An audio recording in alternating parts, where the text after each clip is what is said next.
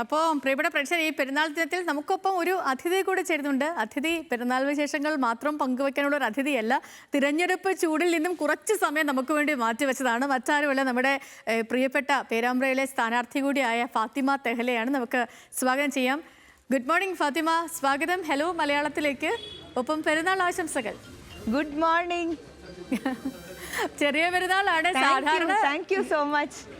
ഇവിടെ ഇലക്ഷൻ ചൂട് മാത്രമല്ല, അത്യാവശ്യം നല്ല ചൂടാണ് കാലാവസ്ഥ. സാധാരണ പെരുന്നാൾ ദിനമൊക്കെ വീട്ടിലാകും ആഘോഷിക്കാറെന്ന് തോന്നുന്നു. പക്ഷേ ഇത്തവണ അങ്ങനെയല്ല, പ്രചാരണ തിരക്കിലാണ്, സ്ഥാനാർത്ഥിയാണ്. പക്ഷെ അതിനോടൊപ്പം തന്നെ ഈ പെരുന്നാൾ കുറച്ച് മാധുര്യം കൂടുതലും ആയിരിക്കും അല്ലേ? വളരെ വ്യത്യസ്തമായിട്ടാണ് ഇത്തവണ എൻ്റെ പെരുന്നാൾ പോയിക്കൊണ്ടിരിക്കുന്നത്. സാധാരണ ഞാൻ കോഴിക്കോട് ടൗണിലാണ്. അവിടെ പെരുന്നാൾ തലേന്ന്, അതായത് പെരുന്നാൾ രാവ് മുതൽ ഞങ്ങൾ അങ്ങ് ആക്റ്റീവ് ആവും.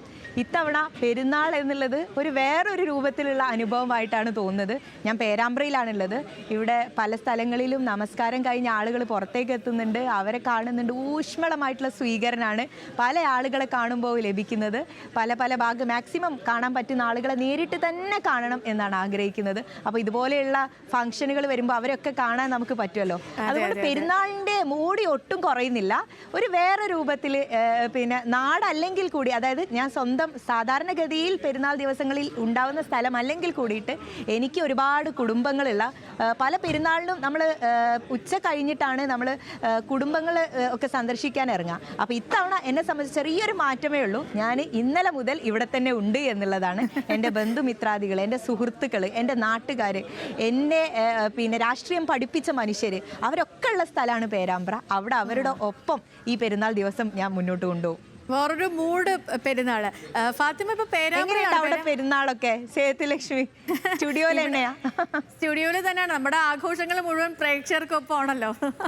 ഉച്ചയ്ക്ക് ഒരു നല്ല ബിരിയാണി കഴിച്ച് പെരുന്നാൾ അങ്ങ് ഉഷാറാക്കണമെന്ന് വിചാരിച്ചുകൊണ്ടിരിക്കുകയാണ്. അതെ. ഇപ്പൊ പേരാമ്പ്ര പറഞ്ഞോണ്ട, പേരാമ്പ്ര സാധാരണ ഒരു ഇടതുകോട്ടയാണ്. പേരാമ്പ്ര ഇടതുകോട്ടയാണല്ലോ. അപ്പൊ പ്രചാരണം നടത്തുമ്പോൾ ലഭിക്കുന്ന ഒരു പ്രതികരണമൊക്കെ എങ്ങനെയാണ് ഫാത്തിമ? ഇപ്പൊ മുഖത്ത് നല്ല പ്രതികരണമാണ്, എല്ലാവരും നല്ല പോസിറ്റീവ് ആണെന്ന് മനസ്സിലാക്കാൻ കഴിയും. ആ ചിരിയിൽ ആ പോസിറ്റിവിറ്റി മുഴുവനുണ്ട്.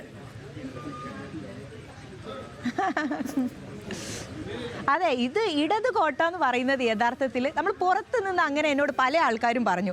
എനിക്ക് അങ്ങനെ ഒരു അനുഭവമേ ഇല്ല കേട്ടോ. നിങ്ങൾക്ക് കഴിഞ്ഞ പഞ്ചായത്ത് ഇലക്ഷൻ ആണേലും പാർലമെൻറ്റ് ഇലക്ഷൻ ആണേലും പരിശോധിച്ച് നോക്കിയാൽ മതി. ഈ മണ്ണ് ഇടത് കോട്ട എന്നൊക്കെ പറയുന്നത് മാറ്റി നിർത്തിയിട്ട് ഇത് ജനങ്ങൾ ഏറ്റെടുത്ത് ഇത് UDFൻ്റെ മണ്ണാണ് എന്ന് വിധി എഴുതി കഴിഞ്ഞതാണ്. അപ്പോൾ അതൊന്നുകൂടെ ഉറപ്പിക്കാൻ ഈ തെരഞ്ഞെടുപ്പിനെ ഞങ്ങൾ ഈ നാട്ടുകാർ വോട്ട് ചെയ്യാൻ പോവുകയാണ്. റിസൾട്ട് വരുമ്പം ഇത് ഇടത് കോട്ട എന്നുള്ള വാദം അവസാനിപ്പിക്കണം എന്നുള്ള റിക്വസ്റ്റാണ് എനിക്ക് പറയാനുള്ളത്. അതെ, ഞാൻ അതിലേക്ക് വരാം. കാരണം ലോക്സഭയിൽ പേരാമ്പ്ര ഉൾപ്പെടുന്ന വടകരയിൽ ശൈലജ ടീച്ചർ വന്നിട്ട് പോലും, ശൈലജ ടീച്ചർ എന്ന് പറയുമ്പം ഈ ഇടതുമുന്നണിയുടെ അല്ലെങ്കിൽ CPMൻ്റെ തീപ്പൊരി നേതാവ് എന്നതിനപ്പുറം ഒരു ക്രൗഡ് പുള്ളർ കൂടിയാണല്ലോ, വേറൊരു മുഖവും ജനപ്രീതിയും ഒക്കെ ഉള്ള നേതാവാണല്ലോ. പക്ഷേ ശൈലജ ടീച്ചർ വന്നിട്ട് പോലും ഷാഫി പറമ്പിൽ ഒരു വൻ വിജയം നേടിയിരുന്നു അവിടെ. അതെ, ഇവിടെയുള്ള ജനങ്ങൾ കാര്യങ്ങളെ വളരെ ക്രിയാത്മകമായിട്ട് രാഷ്ട്രീയപരമായിട്ടൊക്കെ ചിന്തിക്കുകയും ഇടപെടുകയും ചെയ്യുന്ന മനുഷ്യരാണ്. പ്രത്യേകിച്ച് ഇവിടെയുള്ള സ്ത്രീ വോട്ടർമാർ, അതുപോലെ പുതിയ ന്യൂ ജനറേഷൻ വോട്ടർമാർ, ഇവരൊക്കെ രാഷ്ട്രീയം വളരെ ക്ലോസ്ലി വാച്ച് ചെയ്യുന്നുണ്ട്. അതിൻ്റെ റിസൾട്ടാണ് ഈ പറഞ്ഞ പാർലമെന്റ് ഇലക്ഷൻ ആണെങ്കിലും പഞ്ചായത്ത് ഇലക്ഷനിലാണെങ്കിലും നമ്മൾ കണ്ടിട്ടുള്ളത്. തീർച്ചയായും ഇപ്പൊ തദ്ദേശ തിരഞ്ഞെടുപ്പിലൊക്കെ മാത്രമല്ല, എനിക്ക് തോന്നുന്നു വർഗീയ രാഷ്ട്രീയത്തിനോട് പറഞ്ഞോളൂ. അതെ, ഞാൻ പറയാം അല്ലേ, വർഗീയപരമായിട്ടുള്ള എല്ലാ രൂപത്തിലുള്ള ഇടപെടലുകളോടും കൃത്യമായിട്ട് പ്രതികരിക്കുന്ന മണ്ണുകൂടിയാണ് ഇവിടെ. നിങ്ങൾക്കത് കഴിഞ്ഞ പാർലമെന്റ് ഇലക്ഷൻ്റെ ഒക്കെ ഒരുപാട് സംഭവങ്ങൾ നമ്മുടെ മുമ്പിലുണ്ട്.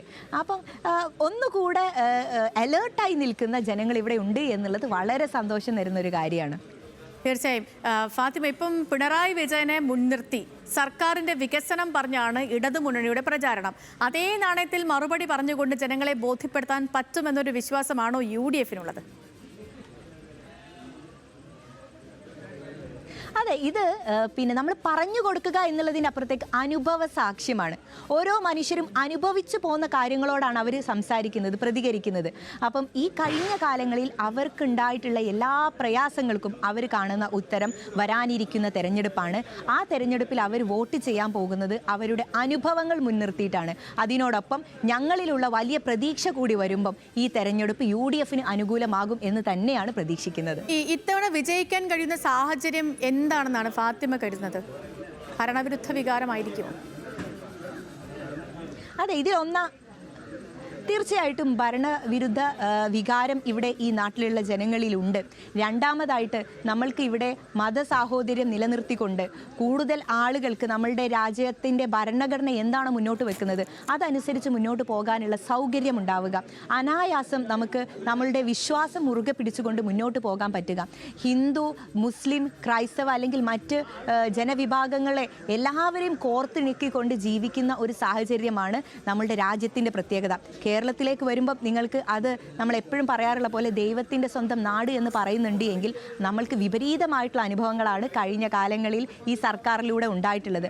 അടിസ്ഥാനപരമായിട്ടുള്ള ജനങ്ങളെ ശ്രദ്ധിക്കാതെയാണ് ഈ സർക്കാർ മുന്നോട്ട് പോകുന്നത്. ഈ സർക്കാർ ഉള്ളത് കുത്തക കമ്പനിയുടെ ഒപ്പമാണ്, അവരുടെ തോളിൽ കൈയിട്ടുകൊണ്ടാണ് ഈ സർക്കാർ മുന്നോട്ട് പോയിട്ടുള്ളത്. ഇതൊക്കെ ജനങ്ങൾ കാണുന്നുണ്ട്. സാധാരണക്കാരൻ്റെ വിഷമം പറയാൻ ഇവിടെ ആരുമില്ല. അതാണ് ഞങ്ങൾ ഏറ്റെടുത്തിരിക്കുന്നത്. അത് തന്നെയാണ് വോട്ടായിട്ട് മാറാൻ പോകുന്നത്. ഫാത്തിമ, ഇപ്പം കേരളത്തിൽ ഏറ്റവും പുരോഗമന രാഷ്ട്രീയം ഉയർത്തിപ്പിടിക്കുന്ന പാർട്ടിയാണ് ലീഗ് എന്ന് ഫാത്തിമ തന്നെ നേരത്തെ പറഞ്ഞിട്ടുണ്ട്. ഇത്തവണ സ്ഥാനാർത്ഥി നിർണയത്തിൽ അത് ലീഗ് പ്രകടമാക്കിയ കാര്യത്തിൽ ഒരാൾക്കും സംശയമില്ല. കാരണം യുവാക്കളുണ്ട്, സ്ത്രീകളുണ്ട്, ഇതര സമുദായത്തിൽപ്പെട്ട വനിതകളുണ്ട്, പ്രധാനപ്പെട്ട നേതാക്കൾ എല്ലാവരെയും ഒരുപോലെ പരിഗണിച്ചുകൊണ്ടുള്ള ഒരു പട്ടികയാണ് ലീഗ് പുറത്തുവിടുന്നത്. പക്ഷേ വനിതാ ലീഗിന് ഇപ്പോഴും പ്രതിഷേധമുണ്ട്. അല്ല, ആ കാര്യങ്ങൾ യഥാർത്ഥത്തിൽ പിന്നെ പാർട്ടി ഉള്ളിൽ നിന്ന്, അതായത് പാർട്ടി തന്നെ പറയേണ്ട മറുപടികളാണ്. ഇപ്പം സ്ഥാനാർത്ഥി പട്ടിക വന്നപ്പം എല്ലാവരും ഒരു കാര്യത്തിൽ യാതൊരു ആശങ്കയുമില്ലാതെ വ്യക്തമാക്കിയതാണ് ഈ സംഘടന, അതായത് മുസ്ലിം ലീഗ് എന്ന് പറയുന്ന പാർട്ടി എല്ലാവരെയും ഉൾക്കൊള്ളുന്ന രൂപത്തിലുള്ള സ്ഥാനാർത്ഥി പട്ടികയാണ് പ്രഖ്യാപിച്ചത് എന്ന്. അപ്പോൾ അതിനപ്പുറത്തേക്കുള്ള ആശങ്കകളും കാര്യങ്ങളൊക്കെ പാർട്ടിയുടെ നേതൃത്വം തന്നെ ദൂരീകരിക്കുന്നുണ്ട്. അത് ചെറിയ രൂപത്തിലുള്ള അവരുടെ പിന്നെ അവരെ ബോധ്യപ്പെടുത്തി കൊടുക്കാൻ, അവർക്ക് മനസ്സിലാക്കി കൊടുക്കാൻ പാർട്ടി നേതൃത്വം തന്നെ കാര്യങ്ങൾ അവരുമായിട്ട് സംസാരിക്കുന്നുണ്ട്. ഓക്കെ, ഇപ്പോൾ തദ്ദേശ തിരഞ്ഞെടുപ്പിൽ കോഴിക്കോട് വലിയ മുന്നേറ്റം ഉണ്ടാക്കാൻ കഴിഞ്ഞു. സംഘടനാ പ്രവർത്തനത്തിൽ നിന്ന് ഒരു ജനപ്രതിനിധി എന്ന നിലയിലേക്കൊക്കെ വരുമ്പോൾ ഉള്ളൊരു മാറ്റം എന്താ പ്രധാനമായിട്ടും ഫീൽ ചെയ്യുന്ന ഒരു മാറ്റം എന്താ? അതെ, എനിക്ക് ഈ തെരഞ്ഞെടുപ്പ്, അതായത് ത്രിതല പഞ്ചായത്ത് തെരഞ്ഞെടുപ്പ് തുടങ്ങിയത് മുതൽ ഈ സമയം വരെ എൻ്റെ ഒരു ലൈഫ് നമ്മളുടെ വ്യക്തിപരമായിട്ട് കുറച്ചുകൂടെ സ്പേസ് കിട്ടിയിരുന്നെങ്കിൽ അതിനപ്പുറത്തേക്ക് ഇപ്പം സമൂഹത്തിൻ്റെ ഇടയിലാണ് നിൽക്കുന്നത്. സാധാരണക്കാരെ മനുഷ്യൻ്റെ വീട്ടിൽ, എൻ്റെ വീട്ടിൽ നിൽക്കുന്നതിനേക്കാൾ കൂടുതൽ ഇപ്പം നമ്മുടെ നാട്ടിലുള്ള ആളുകളുടെ വീട്ടിലാണ്, അവരോടൊപ്പമാണ്, നാട്ടിലാണ്, നഗരത്തിലാണ്, ഗ്രാമത്തിലാണ്. അങ്ങനെ നമുക്ക് ഒരു ദിവസം, അറ്റ്ലീസ്റ്റ് ഒരു ദിവസം ഏതെങ്കിലും ഒരു 10 മനുഷ്യൻ്റെ പ്രയാസങ്ങൾക്ക് അല്ലെങ്കിൽ അവരുടെ പ്രോബ്ലത്തിന് സൊല്യൂഷൻ കാണാൻ പറ്റുന്ന ഒരു സമാധാനം, അത് ഒരുപാട് മറ്റുള്ള കാര്യങ്ങളൊക്കെ ഉണ്ട് എങ്കിലും ഇതിനപ്പുറത്തേക്ക് അങ്ങനെ ഒരു സന്തോഷം എനിക്ക് ഈ തെരഞ്ഞെടുപ്പിൽ ഉണ്ടായിട്ടുണ്ട്. ഇന്നലെ ഞാൻ കോഴിക്കോട് നമ്മുടെ പിന്നെ എൻ്റെ കുറ്റിച്ചിറ ഭാഗത്തൊക്കെയുള്ള ആളുകളുടെ അടുത്ത് പോയിരുന്നു, അവരോട് സംസാരിച്ചിരുന്നു. അപ്പം ആ സന്തോഷം അവരിൽ നിന്ന് എനിക്ക് ലഭിക്കുന്നുണ്ട്. അവരെല്ലാവരും പേരാമ്പ്രയിലെ വിജയത്തിന് വേണ്ടി പ്രാർത്ഥിക്കുകയാണ്, കൂടെയുണ്ടെന്ന് പറയുകയാണ്. അവരവിടെ നിന്ന് ഫോണിലും പിന്നെ നേരിട്ട് വന്നൊക്കെ ഇവിടെയുള്ള ആളുകളോടൊക്കെ വോട്ട് ചോദിക്കാനൊക്കെ ആയിട്ട് ഓടി നടക്കുന്നുണ്ട്. അപ്പോൾ എനിക്ക്, എന്നെ സംബന്ധിച്ചിടത്തോളം പേരാമ്പ്ര എന്ന് പറയുമ്പം മറ്റുള്ള ഭാഗങ്ങളിൽ നിന്നുള്ള ആളുകൾ കൂടി ഇങ്ങോട്ട് വന്ന് ഇവിടെ പ്രവർത്തിക്കാൻ വേണ്ടിയിട്ട് അല്ലെങ്കിൽ വോട്ട് ചോദിക്കാൻ വേണ്ടി വരുന്നു എന്ന് പറയുമ്പം അത് വലിയ ഭാഗ്യമാണ്. എല്ലാവർക്കും ഒന്നും അത്തരത്തിലുള്ള ഒരു ഭാഗ്യം ലഭിച്ചോളണമെന്നില്ല. അപ്പൊ ഇത് ഈ തെരഞ്ഞെടുപ്പ് കഴിഞ്ഞപ്പോൾ അഡീഷണൽ ആയിട്ട് പറഞ്ഞുകൊണ്ടിരിക്കുന്നതൊക്കെ വലിയ കാര്യങ്ങളാണ്. പക്ഷെ അതിനൊക്കെ ഭയങ്കര ചിരിച്ചോണ്ട് പറയുമ്പോഴത്തേക്കും അത് കേട്ടിരിക്കാൻ തന്നെ ഒരു രസമുണ്ട്. ഇപ്പം എതിർ സ്ഥാനാർത്ഥി TP രാമകൃഷ്ണൻ, അദ്ദേഹം 2 വട്ടം തുടരെ ജയിച്ചു. LDF കൺവീനറാണ്. അപ്പം കരുത്തനെ നേരിടാൻ വേണ്ടി എതിരാളികളുടെ കോട്ടയിലേക്ക് നിയോഗിക്കപ്പെടുമ്പോൾ പാർട്ടി നേതാക്കൾ നൽകിയ പ്രധാനപ്പെട്ട ഉപദേശങ്ങൾ എന്തൊക്കെയാ? അതെ അതെ, വളരെ ശക്തനായിട്ടുള്ള ഒരു നേതാവിനെ തന്നെ നേരിടാൻ വേണ്ടി പാർട്ടി ഇങ്ങോട്ട് പറഞ്ഞയക്കുമ്പോൾ തീർച്ചയായിട്ടും നമ്മളിൽ എന്തെങ്കിലുമൊക്കെ പ്രത്യേകതകൾ പാർട്ടി കണ്ടിട്ടുണ്ടാവുമല്ലോ. അപ്പോൾ ആ രൂപത്തിൽ പാർട്ടി ഇവിടേക്ക് പറഞ്ഞയക്കുമ്പം ഈ നാട്ടിൽ നിന്ന് തന്നെ പോസിറ്റീവായിട്ടുള്ള കുറേ കാര്യങ്ങൾ ലഭിക്കുന്നുണ്ട്. എതിരാളി എന്ന് പറയുമ്പം ബഹുമാനപ്പെട്ട ഇടതുപക്ഷ കാൻഡിഡേറ്റ് അവരുടെ രാഷ്ട്രീയ ഇപ്പോൾ 4ാമത്തെ ടേമാണ് അദ്ദേഹം ഇവിടെ മത്സരിക്കുന്നത്.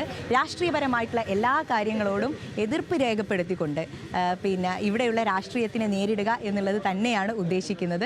അപ്പം അതിൽ ശക്തൻ അല്ലെങ്കിൽ കുറച്ച് പ്രയാസമുള്ളവൻ എന്നൊന്നുമില്ല. നമുക്ക് രാഷ്ട്രീയം സംസാരിക്കുക, രാഷ്ട്രീയപരമായിട്ട് ആളുകളോട് ഇടപെടുക, ആളുകൾക്ക് കാര്യങ്ങൾ ബോധിപ്പിച്ചു കൊടുക്കുക. പിന്നെ അതിനൊന്നും ആവശ്യം തെരഞ്ഞെടുപ്പില്ല. എനിക്കറിയാം. അതുകൊണ്ട് ഒരു കാര്യം കൂടെ ചോദിച്ചു ഞാൻ ഇപ്പൊ ഫ്രീ ആക്കി. ഇപ്പം കുടുംബത്തെ കുറിച്ച് പറയുമ്പോഴേ സാധാരണ ഒരു പെൺകുട്ടി രാഷ്ട്രീയത്തിലേക്ക് വരുന്നത്, ഇപ്പം ഈ തരത്തിൽ നിരന്തരം പ്രവർത്തിക്കേണ്ട മേഖലയിൽ എത്തുന്നത്, ഇതൊന്നും ഒരു വളരെ എളുപ്പമുള്ളൊരു കാര്യമേ അല്ല. അപ്പോൾ എങ്ങനെയായിരുന്നു ബന്ധുക്കളുടെ ഒക്കെ ഒരു പിന്തുണ?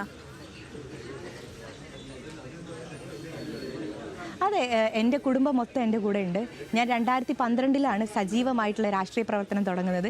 എൻ്റെ ചുറ്റുപാട് മനസ്സിലാക്കിയവർക്കറിയാം അത്ര എളുപ്പമുള്ള ഒരു വഴിയൊന്നും അല്ല ഇതിലൂടെ ഇങ്ങോട്ട് എത്തുക എന്ന് പറയുന്നത്. എന്നോടൊപ്പം ഒരുപാട് ത്യാഗം അനുഭവിച്ചിട്ടുള്ള എൻ്റെ കുടുംബത്തിന് കൂടി ഞാൻ ഈ ദിവസം ഓർക്കുകയാണ്. എൻ്റെ കുടുംബമല്ല, എൻ്റെ നാട്ടുകാരുണ്ട്, എൻ്റെ സുഹൃത്തുക്കളുണ്ട്, അവരൊക്കെ ഇപ്പോഴും എൻ്റെ കൂടെ ഉണ്ട്. അവരെയൊക്കെ ഇതേ രൂപത്തിൽ എനർജിയിൽ കൊണ്ടുപോകാൻ സാധിക്കുക എന്ന് പറയുന്നത് എനിക്ക് എൻ്റെ വിശ്വാസം നൽകുന്ന കരുത്താണ്. എൻ്റെ എന്നോടൊപ്പമുള്ള ആളുകൾ നൽകുന്ന കരുത്താണ്, എൻ്റെ പാർട്ടി നൽകുന്ന കരുത്താണ്. Thank you. ഓക്കെ ഫാത്തിമ, ഒരുപാട് സന്തോഷം ഞങ്ങൾക്കൊപ്പം ജോയിൻ ചെയ്തതിന്. എല്ലാവിധ ആശംസകളും വിജയാശംസകൾ നേരുന്നു. ഈ പെരുന്നാൾ ജീവിതത്തിൽ ഒരു വലിയ മാറ്റം ഉണ്ടാക്കുന്ന പെരുന്നാൾ കൂടിയായി മാറട്ടെ. Thank you. ഓക്കെ ഫാത്തിമ, ശരി.